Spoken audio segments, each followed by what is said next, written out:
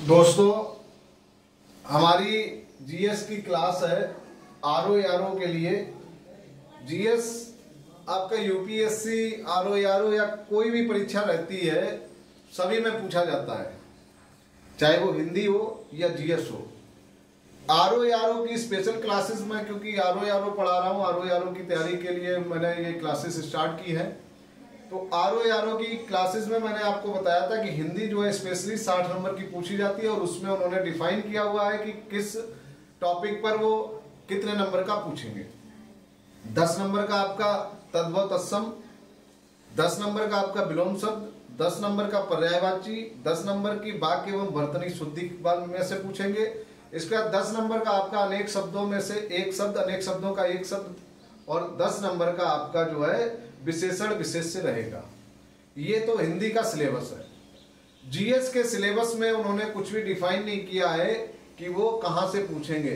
GS का मतलब है कि यहाँ पर वो हिंदी का भी कुछ सवाल पूछ सकते हैं, जैसे कि उसको आप इतिहास में भी कह सकते हो। अगर उन्होंने किसी लेखक का कोई किताब का नाम दिया और आपसे उसमें पूछ लिया कि इसके लेखक कौन है, ठीक है, या फिर कोई लेखक का नाम दिया और 4 ऑप्शन आपको दिए जिसमें कि कोई उनके लिखी हुई रचना का नाम लिखा हुआ है, और रचना पूछ ली कि किस लेखक ने ये लिखी है या इस लेखक के द्वारा कौन सी रचना लिखी गई है इनमें से।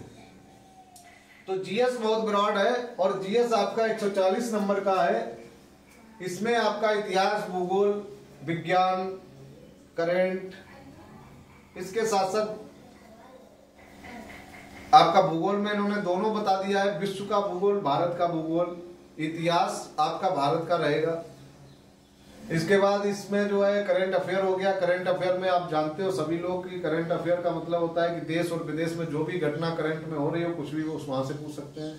तो जीएस में मैं आपके लिए 10 क्वेश्चन मिक्स्ड मिसलेनियस क्वेश्चन रखूंगा, जिसमें आपका जीएस का मतलब ही मिसलेनियस हो गया। इसमें सब कुछ है, तो सब कुछ का मतलब कि मैं भी आपका जो है हर तरीके का सवाल, इतिहास का सवाल, भूगोल का सवाल, हर तरीके के मिक्स सवाल होंगे यहाँ पर आपका। आज मैं आपके लिए 10 सवाल लेकर आया हूँ। बढ़िया सवाल है, जिसमें कि करंट अफेयर का भी 1-2 सवाल है। तो ये 10 क्वेश्चन आप तैयार कीजिए। बहुत मेहनत करने के बाद ये सवाल ढूंढ कर लाता हूँ, जिनकी प्रोबेबिलिटी ज्यादा रहे। 90% जो सवाल लगते हैं कि ये पूछे जाएंगे, ऐसे सवाल। तो पीछे जो पीईटी की परीक्षा हुई थी, उसमें से भी हमने जो सवाल आपको कराए थे डीआई के, मैंने सवाल डीआई आपकी क्लासेस ली थी और रीजनिंग की क्लासेस ली थी।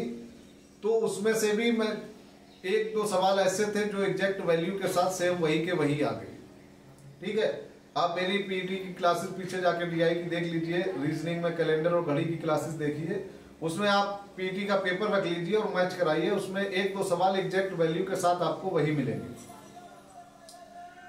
अब बात आती है कि अब पीईटी की तो परीक्षा हो गई, उसकी बात खत्म करते हैं। अब नेक्स्ट ईयर जब आएगी तब उसको देखेंगे। अभी हमारा आरओ का जो है सिलेबस, आरओ का जो है फॉर्म फिल किया जा रहा है, जिसकी लास्ट डेट 9 तारीख है। 9 अक्टूबर तक जो फॉर्म भरे गए हैं, जिन बच्चों ने आरओ के फॉर्म भरे हैं उन बच्चों के लिए क्लास बहुत इंपॉर्टेंट है। तो आप जो है आरओ की अगर अच्छी तैयारी करना चाहते हैं और आरओ के प्री का पेपर आप क्लियर करना चाहते हैं, तो हमारी ये क्लासेस जरूर लीजिए। या आपका कोई रिलेटिव है जो इस तरीके की तैयारी कर रहा है, तो आप उससे हमारी ये वीडियो शेयर कर दीजिए कि इससे आप पढ़िए, आपको इसका लाभ मिलेगा, ठीक है। तो 10 क्वेश्चन है आपको स्क्रीन पर। पहला क्वेश्चन आपको ब्लिंक कर रहा होगा, पहला क्वेश्चन आपको दिख रहा होगा। ये कह रहा है हड़प्पा कालीन स्थल लोथल जो है निम्नलिखित में से किस नदी के तट पर स्थित है। यहाँ पर आपको नदियां दी हुई हैं। हड़प्पा कालीन स्थल लोथल निम्नलिखित में से किस नदी के तट पर स्थित है। तो इसमें आपको देखिए, आपको ऑप्शन दिए हुए हैं 4। पहला ऑप्शन है आपका भोगवा नदी, दूसरा ऑप्शन है आपका बिंदार नदी, तीसरा ऑप्शन है मादल नदी, और चौथा ऑप्शन है आपका सादी कौर नदी। तो जो आपका आंसर है इसमें, वो आंसर हो जाएगा भोगवा नदी। आपका आंसर क्या हो जाएगा? भोगवा नदी। तो जो लोथल है, लोथल जो है वो भोगवा नदी पर स्थित है। जो आपको कह रहा है ये हड़प्पा कालीन स्थल जो लोथल है निम्नलिखित में से किस नदी के तट पर स्थित है? भोगवा नदी के तट पर यह स्थित है। अब बात आती है दूसरा सवाल ये कह रहा है उत्तर प्रदेश के किस जिले में सर्वाधिक बंजर भूमि का विस्तार पाया जाता है।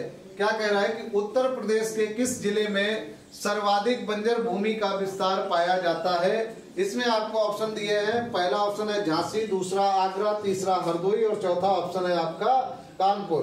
तो इसमें से आपका आंसर क्या निकल के आएगा, इसमें से आपका आंसर जो निकल के आएगा वो झांसी।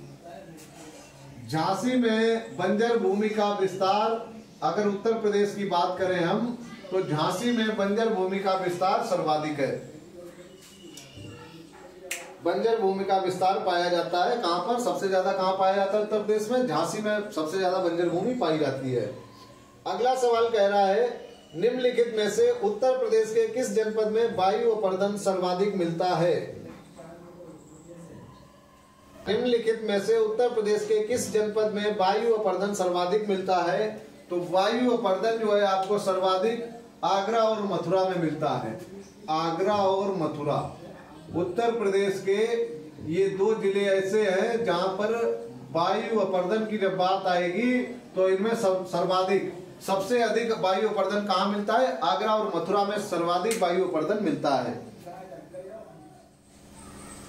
तो आपका आंसर यहाँ पर क्या हो गया, आपका आंसर हो जाएगा मथुरा और आगरा, आपका ऑप्शन दिया हुआ है। ठीक है, अगला सवाल देखते हैं। तो अगला सवाल कह रहा है प्रसिद्ध विद्वान लेनपुल ने किसे लघु अकबर की संज्ञा दी। लेनपुल क्या कह रहा है, प्रसिद्ध विद्वान लेनपुल ने किसे लघु अकबर की संज्ञा दी। तो लघु अकबर की संज्ञा जो है दारा शिकोह को दी गई। लघु अकबर की संज्ञा जो है, लघु अकबर किसको कहा गया, लघु अकबर, ये जो है आप नोट कर लीजिए, दारा शिकोह। दारा शिकोह को लेनपुल ने लघु अकबर की संज्ञा दी। दारा शिकोह को, दारा शिकोह को लेनपुल ने लघु अकबर की संज्ञा दी। अगला सवाल है कौन सा ग्रंथ अर्थशास्त्र पर लिखी गई एक टीका है। कौन सा ग्रंथ अर्थशास्त्र पर लिखी गई एक टीका है। तो इसमें आपका आंसर हो जाएगा प्रबंध चिंतामणि। प्रबंध चिंतामणि, चिंतामणि, प्रबंध चिंतामणि आपका आंसर हो जाएगा। कि ये सवाल आपका है कौन सा ग्रंथ अर्थशास्त्र पर लिखी गई एक टीका है। कौन सा ग्रंथ अर्थशास्त्र पर लिखी गई एक टीका है। तो कौन सा ग्रंथ है ये, प्रबंध चिंतामणि, अर्थशास्त्र पर लिखी गई एक टीका है। ठीक है, प्रबंध चिंतामणि अर्थशास्त्र पर लिखी गई एक टीका है। इसके बाद सवाल देखते हैं, कह रहा है भारत का पहला कार्बन न्यूट्रल गांव कहां पर विकसित किया जाएगा। भारत का पहला कार्बन न्यूट्रल गांव, भारत का पहला कार्बन न्यूट्रल गांव कहां पर विकसित किया जाएगा। तो ये भारत का पहला कार्बन न्यूट्रल गांव जो है ठाणे, ठाणे में, जो कि आपका कहां है, महाराष्ट्र में, ठाणे महाराष्ट्र। भारत का पहला कार्बन न्यूट्रल गांव कहां पर विकसित किया जाएगा। तो भारत का पहला कार्बन न्यूट्रल गांव जो है ठाणे महाराष्ट्र में विकसित किया जाएगा। ये करंट का सवाल है, ध्यान दीजिए। भारत का पहला कार्बन न्यूट्रल गांव कहां विकसित किया जाएगा। तो कहां किया जाएगा, ठाणे में, जो कि महाराष्ट्र में पड़ता है आपका। अगला सवाल है मई 2023 में अंतरराष्ट्रीय सुपर कंप्यूटिंग सम्मेलन ISC 2023 में भारत के AI सुपर कंप्यूटर ऐरावत ने कौन सा स्थान प्राप्त किया।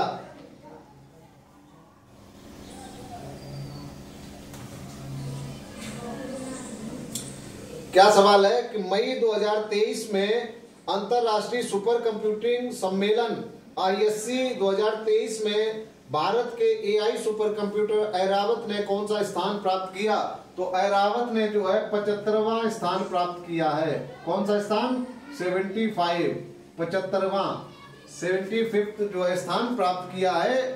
सुपर कंप्यूटिंग जो ISC 2023 मई में हुआ था, उसमें जो है ऐरावत नाम का जो अपना सुपर कंप्यूटर जो इसका नाम ऐरावत है, उसने जो है 75वां स्थान 75th नंबर प्राप्त किया था। ठीक है, अगला सवाल देखते हैं। अगला सवाल है, हाल ही में किस संस्थान ने आत्मघाती ड्रोन तैयार किया है जो दुश्मन के ठिकाने पर जाकर खुद ही फट जाएगा? हाल ही में किस संस्थान ने आत्मघाती ड्रोन तैयार किया है जो दुश्मन के ठिकाने पर जाकर खुद ही फट जाएगा? तो ये जो संस्थान है आईआईटी कानपुर। किसने? आईआईटी कानपुर ने ड्रोन तैयार किया है जो दुश्मन के ठिकाने पर जाकर खुद ही फट जाएगा। ठीक है, ये किसने तैयार किया? आईआईटी कानपुर। लास्ट सवाल है, निम्नलिखित में से किस राज्य द्वारा मिशन नंद बाबा शुरू किया गया? सवाल हमारा कह रहा है कि मिशन नंद बाबा जो है किस राज्य द्वारा शुरू किया गया हाल ही में। हाल ही में का मतलब होता है कि ये करंट का सवाल है। तो हाल ही में मिशन नंद बाबा किस राज्य द्वारा शुरू किया गया है?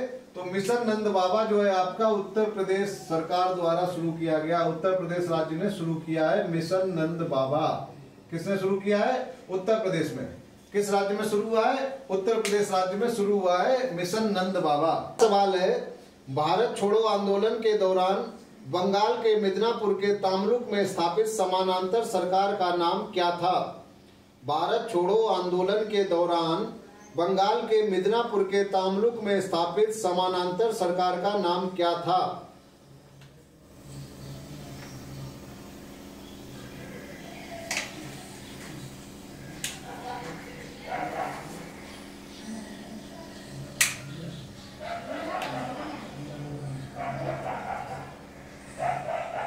भारत छोड़ो आंदोलन के दौरान बंगाल के मिदनापुर के तामलुक में स्थापित समानांतर सरकार का नाम क्या था? तो इस सरकार का नाम था जाति सरकार। क्या नाम था? जाति सरकार। जाति सरकार। ठीक है, अगला लास्ट क्वेश्चन देख लेते हैं।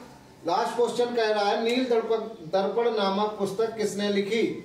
नील दर्पण नामक पुस्तक किसने लिखी?